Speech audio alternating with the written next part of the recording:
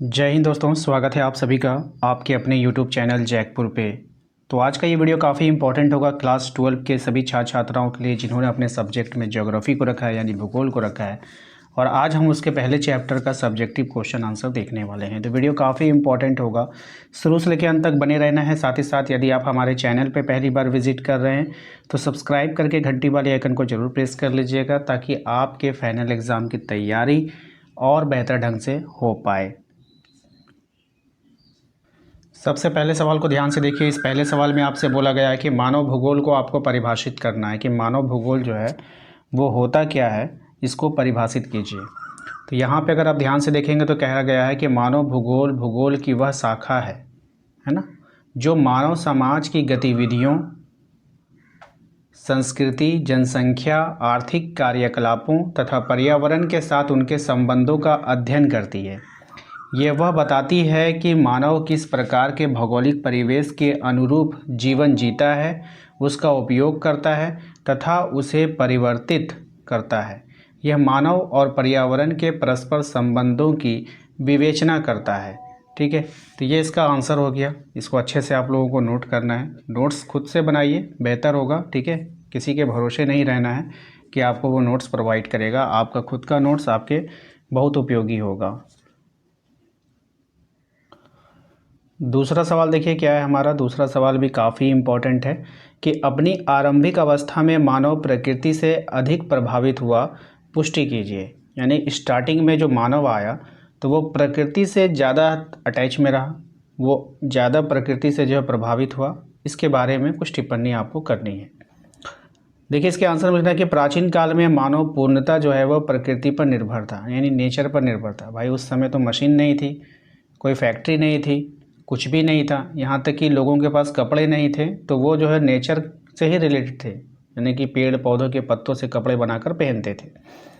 तो इस तरह से वो जो है प्रकृति से जुड़ा हुआ था। कौन? मानव।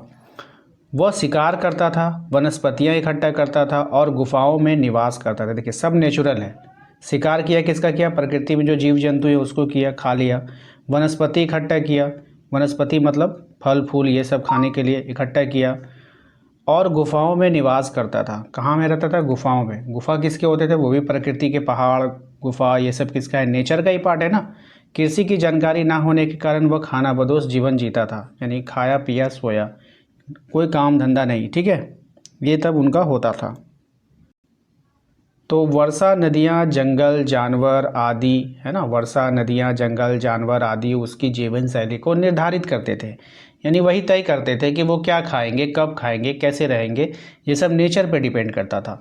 उसे प्रकृति की शक्तियों पर विश्वास था। वह प्राकृतिक आपदाओं को दैवी शक्ति मानता था। यानी अगर कुछ आ गया, भूकंप आ गया या फिर सुनामी आ गया या फिर बाढ़ आ गया, तो वो उसको जो है मतलब नेचुरल यानी कि दैवीय शक्ति उसको मानता था कि देवी देवताओं के प्रकोप से ये सब हुआ है। ठीक है, इस प्रकार उसकी गतिविधियां प्रकृति के अनुरूप सीमित थी, जिससे सिद्ध होता है कि आरंभिक अवस्था में मानव पूरी तरह प्रकृति से प्रभावित था। ठीक है, तो ये इसका आंसर हो गया। तो इसको भी आप लोगों को नोट करना है और अच्छे से आप लोगों को याद कर लेंगे। ठीक है, क्वेश्चन नंबर आते हैं 3 पर। कह रहा है कि मानव भूगोल के कुछ उप क्षेत्रों के नाम बताइए। ठीक है, तो मानव भूगोल के बहुत सारे उप क्षेत्र हैं, उनमें से कुछ मुख्य जो हैं मैं आप लोगों को बता रहा हूँ। पहला क्या हो जाएगा? सांस्कृतिक भूगोल। दूसरा है आपका आर्थिक भूगोल। तीसरा है आपका जनसंख्या भूगोल। चौथा है राजनीतिक भूगोल। उसके बाद है ग्रामीण भूगोल। उसके बाद है नगरीय भूगोल। ठीक है, उसके बाद है फिर सामाजिक भूगोल।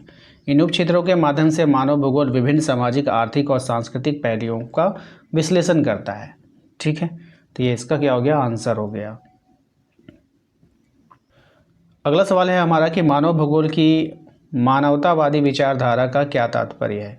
ठीक है, मानव भूगोल की मानवतावादी विचारधारा का क्या तात्पर्य है। मानवतावादी विचारधारा मानव को केंद्र में रखकर उसके अनुभव, भावनाओं और सोच का अध्ययन करती है। इसमें यह माना जाता है कि मानव केवल एक जैविक प्राणी नहीं है, बल्कि सोचने, निर्णय लेने और अपने परिवेश को समझने वाला प्राणी है। यह विचारधारा व्यक्ति की चेतना और आत्मा आत्म अभिव्यक्ति को महत्व देती है। क्या देती है? आत्म अभिव्यक्ति को महत्व देती है। क्वेश्चन नंबर 5 पे आइए, इसमें कह रहा है आपसे कि बताइए मानव भूगोल किस प्रकार अन्य सामाजिक विज्ञानों से संबंधित है। आइए देख लेते हैं इसके आंसर को। इसमें कहा गया है कि मानव भूगोल समाजशास्त्र, अर्थशास्त्र, राजनीतिक विज्ञान, मानव विज्ञान, इतिहास आदि में गहराई से जुड़ा हुआ है। जैसे जनसंख्या भूगोल समाजशास्त्र, आर्थिक भूगोल अर्थशास्त्र से और राजनीतिक भूगोल से राजनीतिक विज्ञान से संबंधित है। मानव गतिविधियों का विश्लेषण करते समय इन विषयों के सिद्धांतों का उपयोग किया जाता है। इस प्रकार मानव भूगोल एक अंतर्विषय विषय है। ठीक है, तो ये इसका क्या हो जाएगा? आंसर हो जाएगा। इसको आप लोग नोट कर लें। तो आशा करते हैं आप लोगों को आज का ये वीडियो पसंद आया होगा। वीडियो अच्छा लगा है तो प्लीज़ वीडियो को लाइक करके चैनल को सब्सक्राइब कर लीजिए। घंटी वाले आइकन को जरूर प्रेस कीजिए ताकि आने वाली हर एक वीडियो का नोटिफिकेशन आपके मोबाइल पे जाता रहे। मिलेंगे नेक्स्ट अगले वीडियो में। Thank you.